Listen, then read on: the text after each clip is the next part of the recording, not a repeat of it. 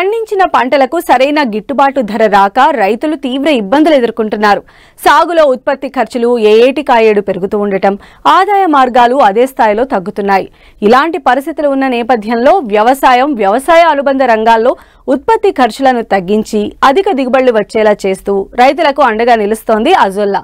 మరి ముఖ్యంగా వరి సాగులో కీలక పాత్ర పోషించడంతో పాటు పాడి రైతులు, ఇతర జీవాలు పెంచే రైతులకు వాటికి అవసరమైన మేత, దాణా ఖర్చులను తగ్గిస్తూ మంచి లాభాలు కలిగిస్తోంది.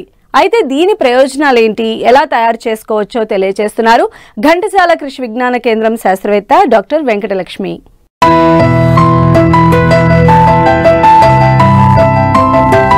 చిన్న చిన్న నీటి కుంటల్లో తక్కువ కాలంలోనే అత్యంత వేగంగా పెరిగేది అజొల్లా. ఆకుపచ్చ పెరును జాతికి చెందిన ఈ మొక్క ఇతర మొక్కల మాదిరి కాకుండా ప్రత్యేకమైనది. ఇది పెరగడానికి నేల అవసరం లేకుండా నీటిపైనే పెరుగుతుంది. అన్ని మొక్కల్లా కాకుండా దానికి అవసరమైన నత్రజని ఎరువులను వాతావరణం నుండి నేరుగా పొందగలదు. అంతేకాదు పంటల్లో అధిక దిగుబడిని పెంచడం, మేత, దాణా కొరతను తీర్చడంలో కీలక పాత్ర పోషిస్తుంది.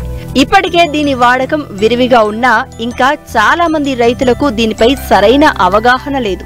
అలాంటి ఈ అజొల్లాను రైతు స్థాయిలో ఏ విధంగా పెంచుకోవచ్చు, దాని ఉపయోగాలేంటో సవివరంగా తెలియజేస్తున్నారు కృష్ణా జిల్లా ఘంటసాల కృషి విజ్ఞాన కేంద్రం శాస్త్రవేత్త డాక్టర్ వెంకటలక్ష్మి. ముందుగా ఏంటంటే ఈ అజొల్లా అన్నది ఏంటంటే ఫెర్న్ జాతికి చెందిందనమాట. మెయిన్గా ఈ అజొల్లాలో మనకి అనబినా అజొల్లా సైనోబాక్టీరియా అనేది ఉంటుందన్నమాట. ఇదేంటంటే మనకి వరి పొలంలో ఏంటంటే నత్రజని ఇవ్వడం జరుగుతుందన్నమాట.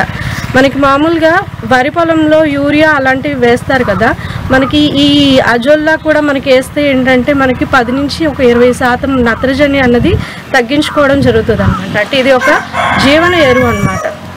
ఈ మెయిన్గా ఏంటంటే ఇటు రైతులు వరి పొలంలోనే కాకుండా నెక్స్ట్ పశుగ్రాస కింద కూడా దీన్ని వాడడం జరుగుతుంది అనమాట.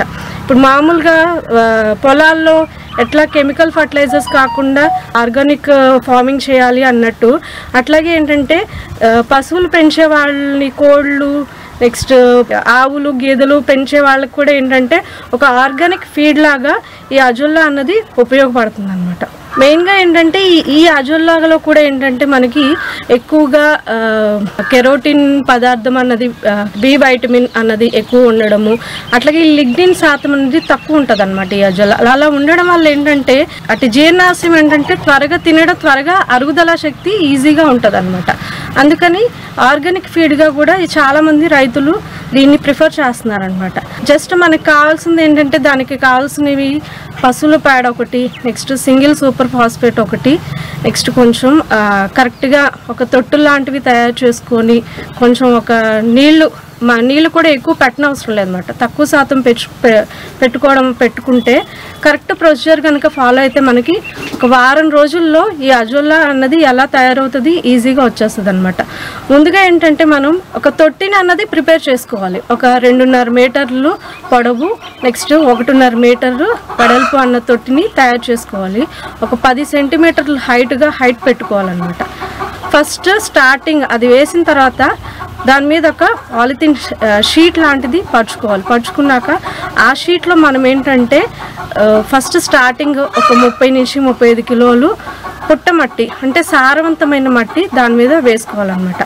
వేసిన తర్వాత నెక్స్ట్ ఏంటంటే ఒక 4 నుంచి 5 కిలోల పశువుల పేడ ఒక 10 నుంచి 15 లీటర్ల నీటితో బాగా గుజ్జుగా కలుపుకొని ఆ పశువుల పేడని ఆ పుట్టమట్టిలో కలుపుకొని దాని తర్వాత నెక్స్ట్ కొంచెం వాటర్ అన్నది ఒక 10 సెంటీమీటర్లు నింపుకొని నెక్స్ట్ మనకి ఈ అజొల్లా మదర్ కల్చర్ని, అంటే 1 నుంచి 15 కిలోల ఈ అజొల్లా మదర్ కల్చర్ని అందులో వేసిన ఒక వారంకి మనకేంటంటే 1 కిలో మదర్ కల్చర్ నుంచి ఒక 6-8 కిలోల అజొల్లా కల్చర్ అనేది రావడం జరుగుతుంది అనమాట.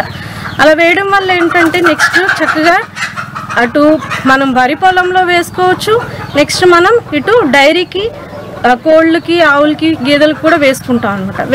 అలా వేయడం వల్ల పాల శాతం దిగుబడి పెరుగుతుంది, అలాగే పాల నాణ్యత బాగుంటుంది, పాల ఉత్పత్తి కూడా బాగా రావడం జరుగుతుంది.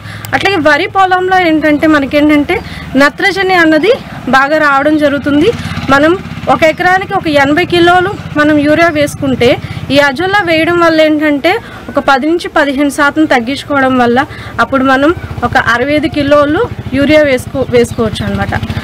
దీనివల్ల ఏంటంటే అటు పొలాల్లో మనం ఈ ఎరువుల మీద ఖర్చు తగ్గించుకోవచ్చు.